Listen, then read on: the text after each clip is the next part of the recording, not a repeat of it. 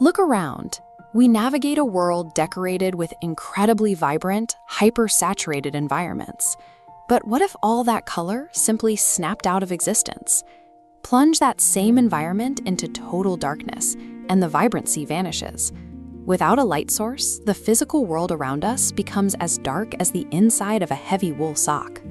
This points to a strange physical reality.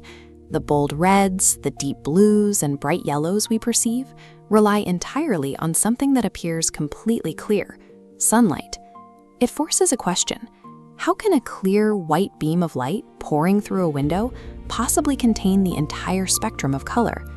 Light functions as a carrier for these colors, which remain invisible until the environment provides the exact conditions needed to reveal them. White light looks empty, but it is actually highly compressed. It operates as a super team of every single color bound tightly together into one unified beam. To break that team apart, you need a physical catalyst. You have to interrupt the light's path with an object, like a raindrop. When sunlight hits a raindrop, the water bends the light.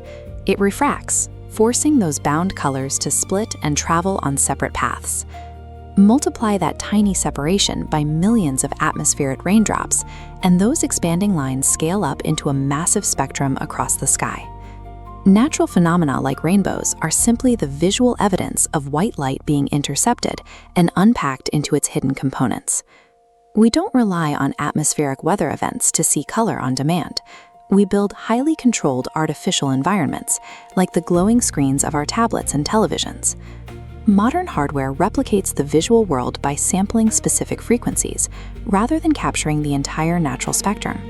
This process isolates a stripped-down trio of base variables. In the world of light and screens, these are known as the primary colors.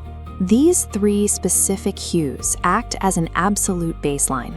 You cannot break them down or split them into simpler parts. They represent the bottom of the deconstruction process. By isolating them, we secure the foundational building blocks required to reconstruct the visual universe. With those primary variables isolated, the process of reconstruction begins.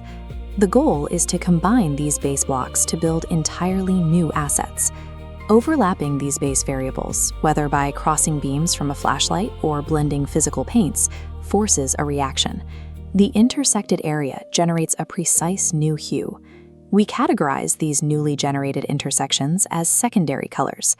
This specific mechanical trick of overlapping inputs powers the intricate digital pixels on your phone, as well as the physical pigments applied to a canvas. Secondary colors offer tangible proof that visual complexity is the result of very simple components stacked together in real time. The math doesn't stop at an even 50-50 split. By combining unequal ratios, adding just a pinch of one primary color and a large scoop of another, the output changes drastically.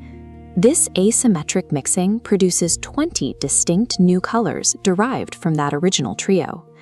Continue to scale that additive logic upwards, shifting the ratios by microscopic fractions, and you generate millions of unique visual variations.